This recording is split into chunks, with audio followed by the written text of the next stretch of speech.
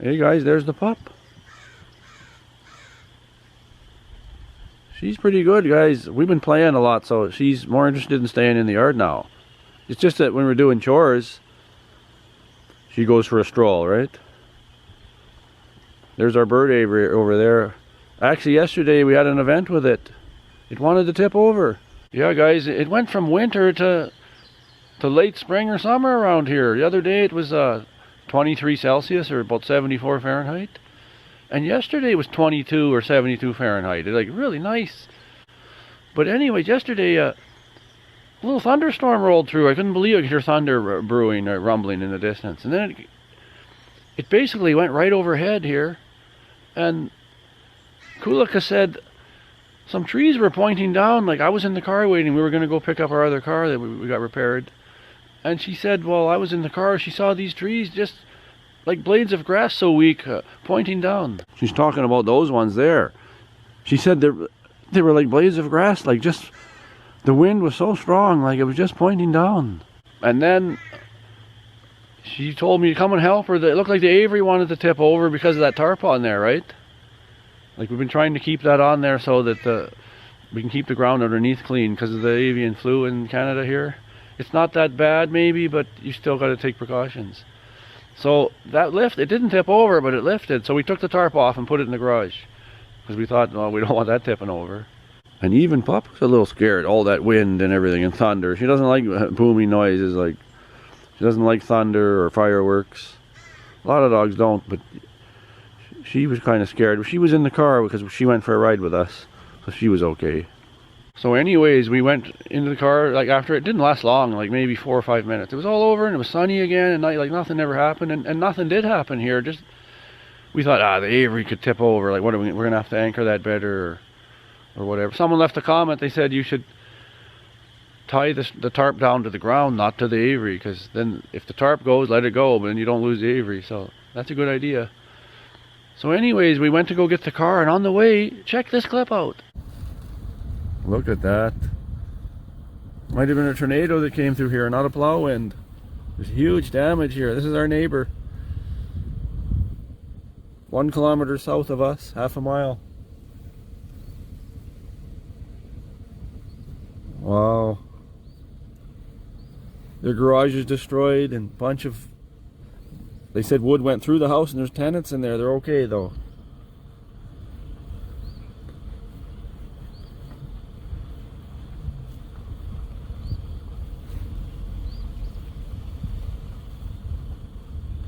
That's just terrible, guys. We were spared. We're lucky. Isn't that terrible, guys?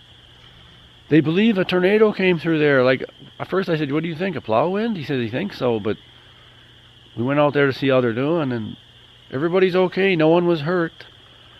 There was an 87-year-old woman in one of the houses there, and she was by herself because her grandchildren were working or something, and a 2x4 came right through the wall and it landed beside a couch or a bed, and they showed us a picture. I don't have the picture here, but that's scary. You imagine the velocity. That 2x4, it came off a garage, like a garage roof totally is destroyed. There's insulation all over, as you can see, and boards all over, and the metal roof.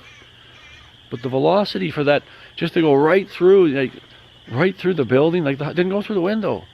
Right through the wall and into the bedroom or living room area. I'm not sure where that was, but and the lady was sitting somewhere near there. It didn't get her, but she was really terrified, obviously. And she went to the basement. And it didn't last long in the storm, but you know it doesn't take long in those storms, right? So they think it might be a tornado because they saw a path through behind into the creek area and then through the forest, just wiped right out. So they think tornado because you know that board went right through the wall.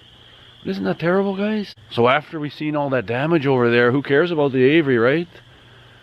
Yeah, like our house could have blown down here, you know. The house could have come down, like, or the roof could have come off, because his metal roof came off like a piece of saran wrap on top of something outside in the wind. Like it's all over the yard there. The whole metal roof is gone, and insulation, and his garage is pretty well wrecked. And the house there's lots of damage, but nobody was hurt. That's the main thing. They even said, you know, they can replace those things, which is true, but it's very upsetting, I'm sure, because if we would have had damage here, we would have been devastated too, and glad we're all right. But you know, it's the luck of the draw, guys. I don't mean to say it that way, but it's all only luck. If it would have come this way from their place, what would have happened here?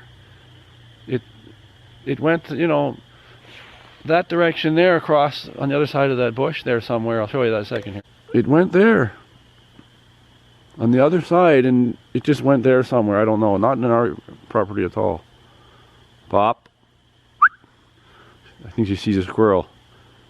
And then in the process, when we got back, like during that few minute storm, the power was out. A power pole, like, it runs across the creek by their property.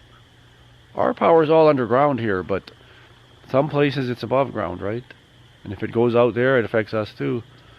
And the pole snapped in the creek. So the power company, it was pitch dark. I'll put a clip right now. Take a look. Pup. Pup. There's the pup, guys. There's Kulika. Hi. The power is out. Maida's in the living room there. A brief storm came through the area and knocked out the power. It destroyed some of the neighbor's property. His garage is wrecked. They have a house they're renting out to tenants. A 2x4 went right through the wall.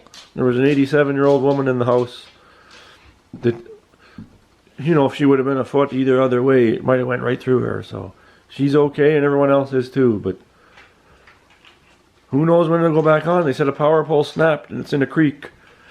And they might not get that till tomorrow. So I just want to tell you guys that. Always something going on. But yeah, it was pitch dark, and I thought, well, the power crews aren't going to come till the morning, because they said they needed boats to get in there because there's a creek, and they got to get that line and that power pole out of there and install a new one or something. And oh, lo and behold, about 11 o'clock, I almost fainted. Kulika opened the fridge and the light was on. Power came back. So we're grateful. Like, nothing, we didn't come here, and it, you know, you never know for sure. Like, storms are rolling all through in the spring and summer and stuff. So hopefully we'll be okay here, but you just never know, right? You're not safe anywhere. If they hit, they hit.